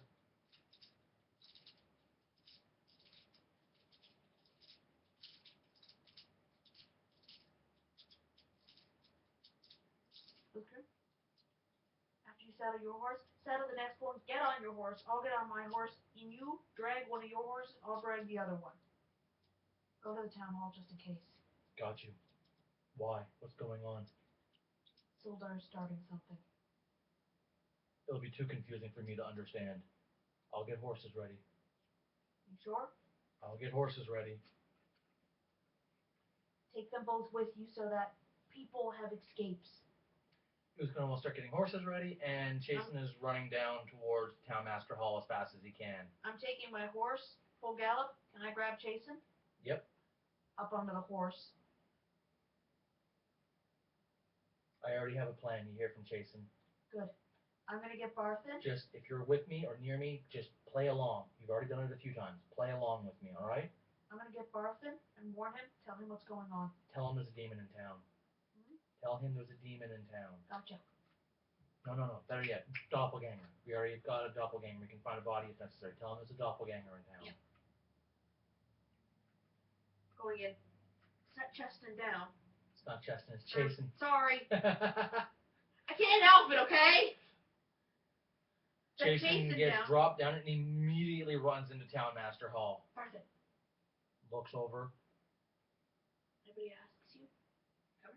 Walks over. What's going on? Anybody asks you, there's a doppelganger in town. Because shit's about to go down and the Lord's Alliance is going to want to burn down this fucking city. What have we done? We've done nothing except get a shit into the stick for the last months. It's because of Gundren and Sildar. Because the dwarf was greedy, the Lord's Alliance thinks something is going on here.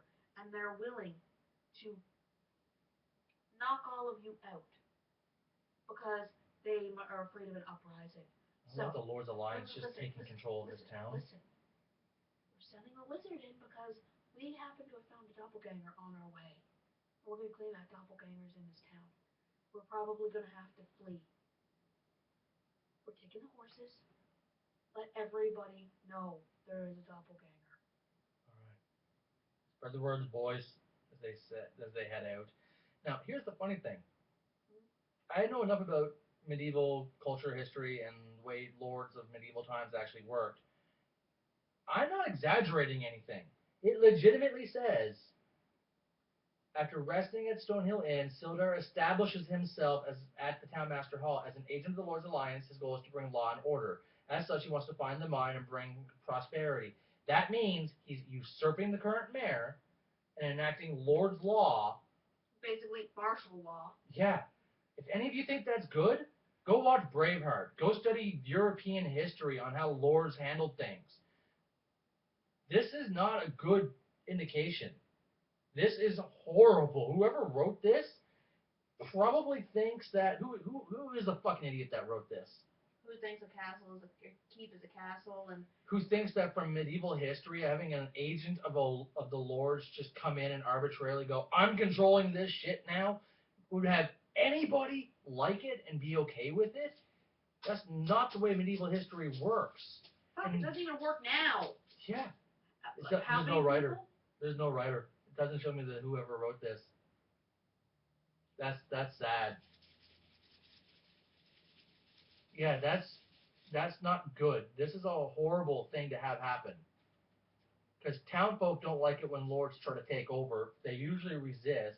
And if they resist, the Lord's Alliance, in this case lords, would have to squash it as to not have an uprising on their hand. And this is all normal behaviors. This is bad. That is not a neutral good character. But technically it is because he's doing what he was told by the law to do in certain situations. Yeah, this is just going to end poorly. This is all going to end in tears. So, Chasen runs into the Townmaster Hall and is immediately pushing his way through to where their encounter is. What he's doing is he's screaming to Harbin, the Townmaster Mayor, to not listen, that Sildar Halwinter is actually an agent of Black Spider and is a doppelganger in disguise, trying to usurp even more control over this town, simultaneously going and casting an invocation spell, trying to force the doppelganger into his true state to expose him as the liar and cheat he is, casting minor illusion, which means Harbin only gets a save if he interacts with it directly. So he sees a doppelganger form over the appearance of Sildar. I probably would too, wouldn't I? You don't get a save. If you're in there and looking at it, Yeah, he told me to follow. You'll see Sildar turns into a doppelganger. And then you hear with a quickened spell, leave this realm, you vile creature. I've killed one of you already. You're next. And casting Silver Spear as a quickened spell.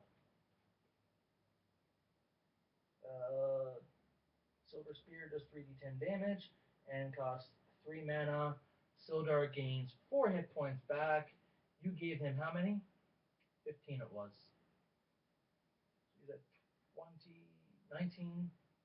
Let's see who has that. So yeah, he's at 20 hit points in total. And I'm hitting him with a Silver Spear right off the bat.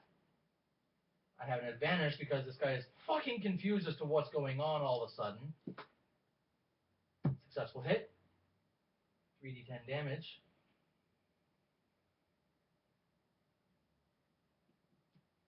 What? No. 9 and 7 is 16. 16 and 6 is 22 damage. He's at 20 hit points. Sildar drops to the ground. Still looks like a doppelganger. Jason looks over at Harbin and goes, whatever you were about to do, you were about to do it to the wrong person. This is an agent of Black Spider. The person behind all of this, including getting the Red Brands in here that you so willingly gave up the town to.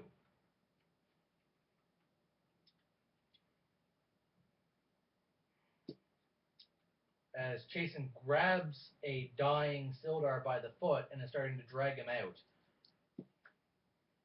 I'm going to throw my hide over him. Once outside, Jason is going to put on a grand spectacle to all those that are watching that a doppelganger has been found trying to infiltrate the town and take it over to bring death and destruction to it, showing the doppelganger, but not letting anybody interact with it so they don't get a saving throw to see that it's not a real illusion. He gets another death check. So what I get saving throw since I picked him up in a hide? Yep, make an intelligence save. I think it's intelligence save for minor illusion.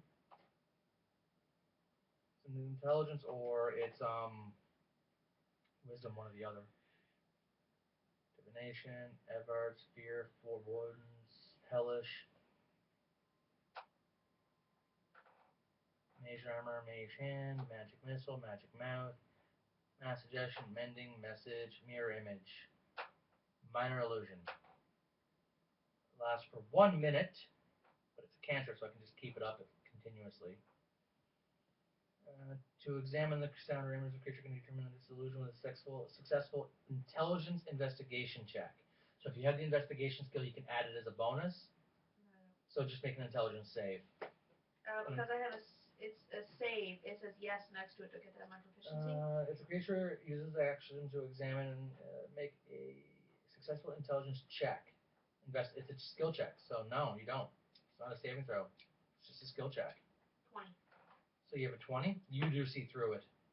You do see that it's an illusion. Wrapping him up in a hide and picking him up. It becomes faint and slightly opaque, like opacity to you. Shows it off to the people that are there. He seems to have actually stabilized again. Sildar always seems to stabilize. He just doesn't want to die. We have caught this intruder amongst you. This vile creature is called a doppelganger. He is trying to usurp your town and give control of this town to Black Spider. Black Spider is the one that hired the Red Brands to infiltrate this town. This creature almost destroyed your town. We found another one in the Cragmaw Castle, the keep in the Neverwinter Woods north of here. If you wish to find out for yourselves, you can send out someone to investigate. They are used frequently. We have a note, as you see him rummage through his backpack, and pulls out the note from Black Spider to Iarno. The Wizard Iarno is also called Glassstaff. I now wield his weapon. He was the one that created the Red Brands and infiltrated your town upon Black Spider's demand. Every Red Brand, as you know, has a badge on their arm. It looks like this stamp. It's resemblant of a spider as he moves the armor and shows the brand. He is nothing more than an agent of Black Spider. Sorry for all the hassle. You see him grab a dagger, slits the throat, stabs it a few more times in the head.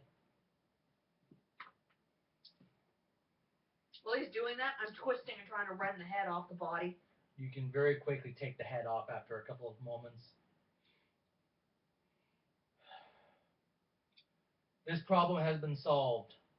Tybalt, Tybalt comes over, open your satchel. opens it up, Toss. gets nice and close so he still stays within range of it. We will take care of this body. Wrap it up so the children and women don't have to see it. Wrapping it in dragon hide. Further implying, oh, we killed a dragon, by the way. Good. Get it outside the city. Heavy. Hear from Barthen. Burn it! Burn it? Burn the damn thing. You hear some more people go, yeah, burn it! Burn it!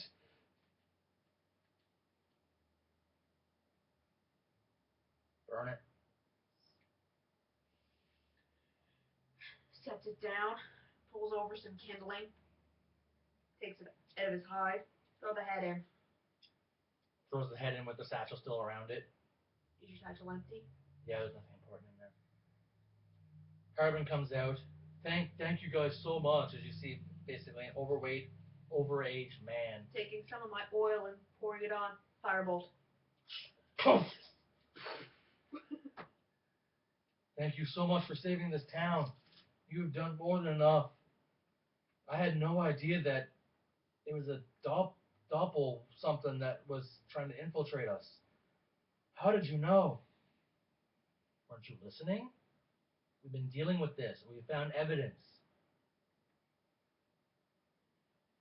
We tracked the gang back to its hideout. One doppelganger got away and we tracked it back. And where's the real Sildar? Probably a pile of ash or eaten. Go check the cave where the goblins were that we encountered. I know we found his arm. But there was charred dead bodies there. My bet is the goblins killed him. Ate him. Don't feel bad. He tricked us for a while, too. Lay dormant and tried to stab us in our sleep. Until it was prime time to take control of this city. Turn this town over to Black Spider. We got attacked in our sleep. He blamed it on the Red Brands. And you actually hear a whole bunch of town folks start cheering your name and completely buying into it. Because it is very, very believable. And it is very believable. Especially since they've seen us with Sildar. They saw us after we got attacked. We burned down a bit of the inn by accident. And didn't try to hide that fact. You owned up, apologized, and gave them money. Yeah. People are buying into this. The Red Brands are gone. After that, it's all done. Jason's going back to the inn and sitting down. You need to rest for the rest of this night. You start resting. I'll go keep an eye on the pyre and crush the skull. So wizards have nothing to reanimate. They shouldn't have a reason to. The mayor's staying intact. And whenever he whispers towards you, and whenever they send in their spies and agents, you're either going to get reported back to him that he was a doppelganger and he was killed in the place. Everything's covered.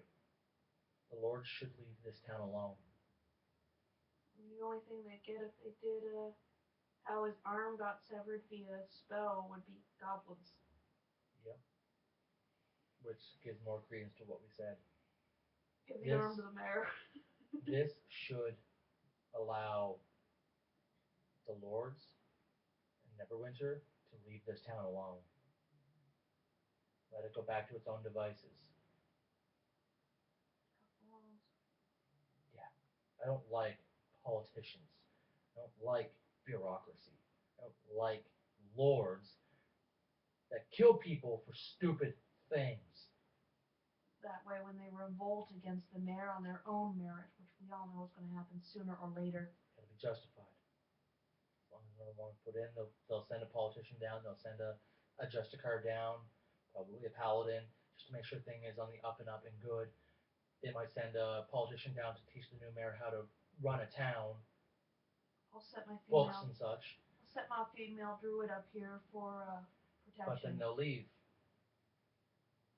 The lords should not take over this town and raze it to the ground as a point to be made for others. All we need to do now is rest tonight. Tomorrow we take off for that cave. Do you have any mana left over? I already made my good berries. No. Why? Uthgrim looks pretty beat up.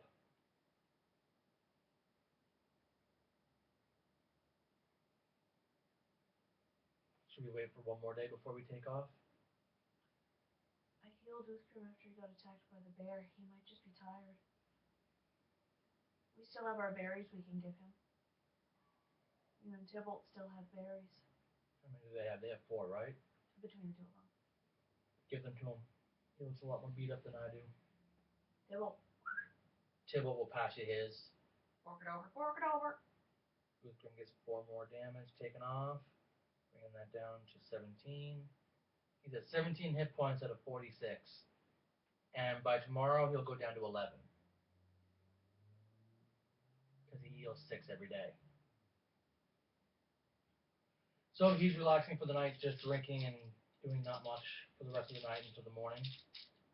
Jason is just finishing up with a few spells that he needs to finish transcribing into his book, poring over the books and some of the lores that he's found whenever he, sacked Yarno's supplies and such.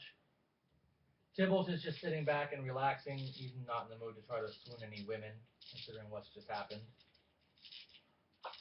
Although Tybalt has now firsthand seen how corruption.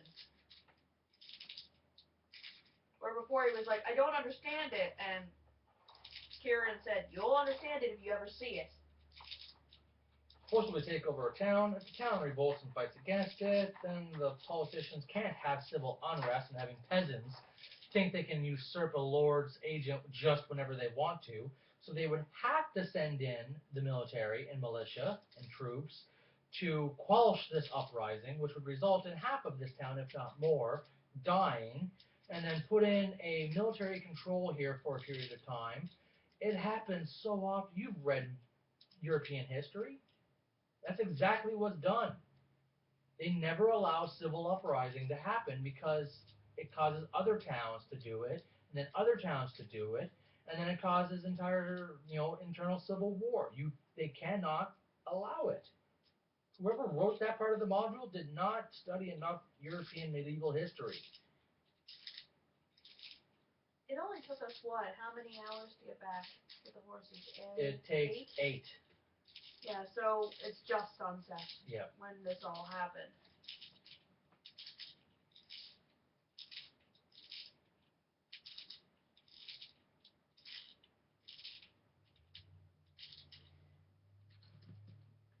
We get into the room. I'm hauling Cheston into my room. I warned him if he tried anything stupid, we'd attack him. Who? Sildar? He knew it was going to happen. He was hoping that by claiming his, what did Tybalt say? Claiming his Lord's Alliance affiliations, that he would be exempted from something? No. I'm not going to have a civil uprising happen in this town and have all these good people get killed just because some lord wants to keep control over it. And then have them gain control of the mine and the prospect and all the money that mine is going to make. As I was coming up, I apologized to the innkeeper and his wife that I didn't realize we were housing a doppelganger. Because the lords would have taken that mine. They would have forced the people of this town to work the mines to make money for the lords. This town would not prosper. The lord would prosper immensely. And the town folk would just be stuck working mines for other people's wealth. At least now, I plan on clearing it out, giving the mines over to the town. we can find any documentation at all that prove where this mine belongs to. Otherwise, I'm taking Barthen out so he can claim salvage rights on it. Take Barthen and the innkeepers. That way it'll be their mine. And then they'll get the majority of the profits from it, which will then go back into the town, which will prosper the town, and then subsequently the lords. It just won't go lords, because if it goes to the lords first, we both know what happens. It never trickles down. It trickles up. If Barthen and the innkeeper get the mine's wealth, the lords will get more wealth in turn. But if the lords get it, nobody else does. And I'm not going to have that. If I can't find any way of finding out who this mine belongs to, I'm taking Barthen and the innkeeper out there to have them stake claim to this place. Let them get it. I do not like lords. Pompous, arrogant, lazy assholes. I would rather fuck a donkey than trust them for 3 minutes. Well, as a wizard, can't you turn people into donkeys? Eventually, when I get powerful enough, yes. Lords do not do anything to help anybody. They create wars. People die needlessly for their own selfish actions. They're arrogant little egos. Waterdeep, Neverwinter, all these places deserve to be razed to the ground. But I can't do it. Yet. Don't go corrupt on me. I'm not going to go corrupt. These cities are corrupt as it is. Eventually, I'm going to have enough power to exploit that corruptness, expose it, and let them bring themselves down.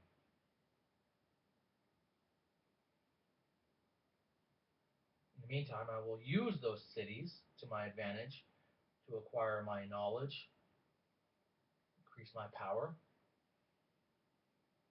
How long have we been going? We may need to stop so we don't have like a bazillion million hours.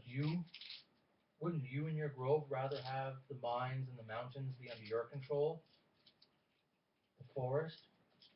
Instead of having to walk on eggshells around the politicians of Neverwinter in hopes that they don't get pissed off? They don't really care about the mines or the mountains. Usually that's left for the people because we understand they have to take things out of the mountains.